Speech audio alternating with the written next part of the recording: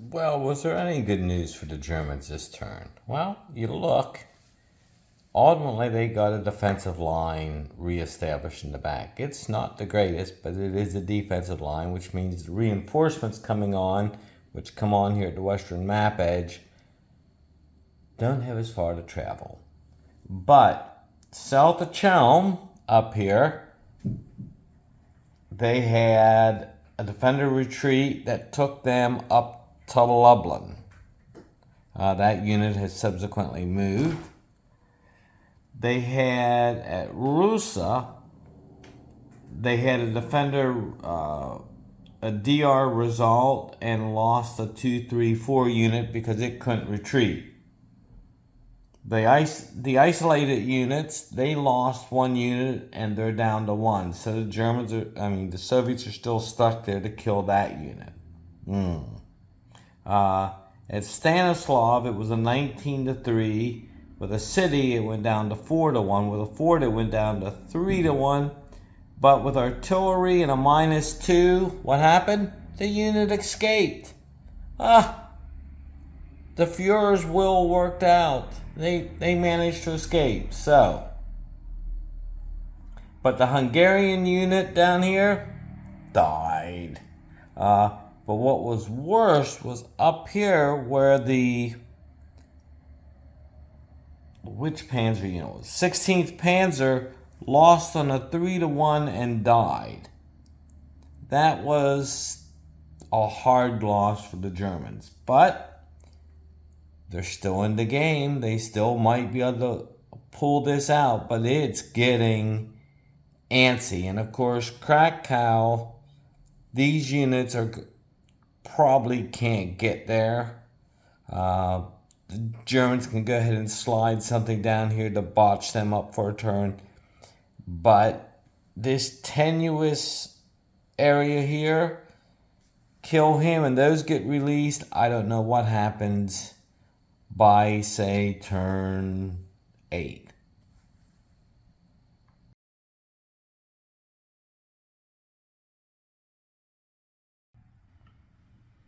Turn 7.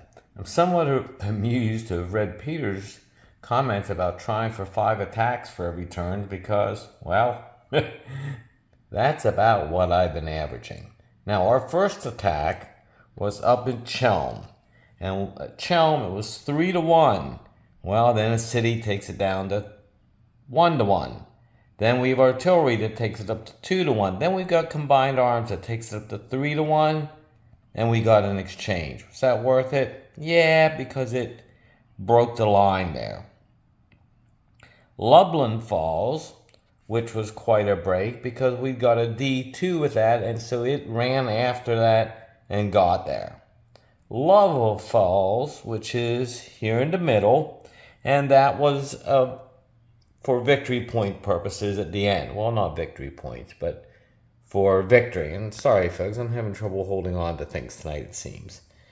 Panzer 20th Grenadier went to the south. And, well, we got a defender retreat on it. At the industrial area of Drohobych, well, it was a 15-1 attack. Really no challenge there, and so we took that. And Jaroslav, the assault we looked at here and said, no, there's no happiness in that. Now, the Germans have to try to hold on to here for 3 turns. Good luck. They might be able to hold on to it. They also have to hold on to the pass here. I think that's going to be pretty hard with this unit coming up here because it's a 4, I think 3-3. That's going to be tight. And of course, if the Soviets break through to Krakow, they win automatically. But what also they have to do, they have to get 2 across the Vistula, any 2 hexes. Well, I'm going to say up here would be as well, not just the Vistula bend here, not just these 1, 2, 3, 4, 5, but I would count these are Or is this all the Vistula here? Well, that's a good question because it doesn't say. I'm going to assume that, no, that is. Look, as I talk my way through it, this is also the Vistula. So if they take any of this area up in here, 2 hexes worth, they'll win. But they have to get there, and, well, we'll see, won't we? So on to turn 8. Miss Katie should be bringing me my tea shortly. Turn 8. We hoped it might turn out better for the German if the German player trying desperately to make anything work. Well, it may have worked sort of okay, and we actually launched our first German attack up here, 1-1, hoping to throw them back over to Vistula so that then we would have 2 units up there and perhaps prevent them from getting the Vistula victory condition. Well, that didn't really work so well. But what we do realize is the time that was spent out here to kill that group of units should have been left. They should have just simply been left bypassed. Why we didn't do that now, I don't know, but, well, you might have felt the hand movement on my part. So, not a bad turn. Jaroslav finally fell. We got an exchange there, but we lost a core for a 015 unit there. At Sambot, we killed a 015 and a 134, so that was a pretty good thing there. Southeast of Sanov, we killed a 224, which was pretty good. So, on balance, it wasn't a bad turn for the Soviets. And for the German, I don't know, because the Vistula is the area now we have to be concerned about. But I think the center is strong enough to hold. But will they take the Duklaw Pass? That's a whole different matter. So, 2 turns to go. Still anybody's game, I think, at this point. Turn 9. We'll be gone down to the end here. I think the Soviets are not going to get a win.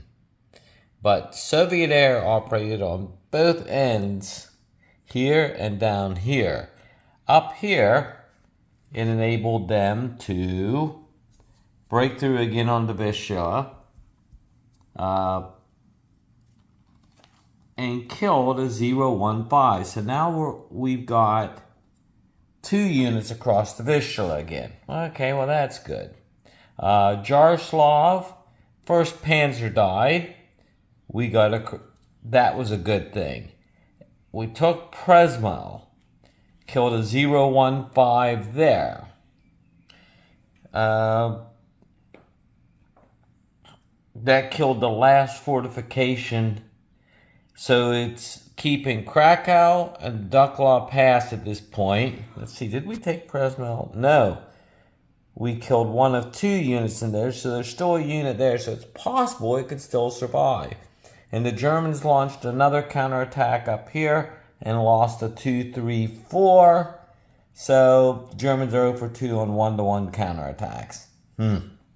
All right, and Squirt is being ambitious. Squirt goes in for his snip tomorrow, so send Squirt prayers this way, folks.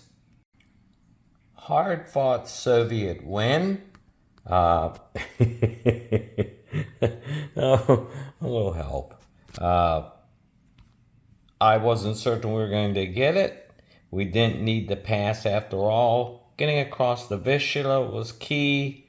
Perhaps abandoning Lublin when I did was a mistake for the Germans. But as it is, the Soviets achieved all their possible objectives they needed to and won this game. So, fun little game. Good one for you to pick up. Don't know how easy it is to find. I'll make a note of it then on the video itself, the notes, and see if it's on the Minden page. Thank you, and you all have a blessed evening. Bye-bye.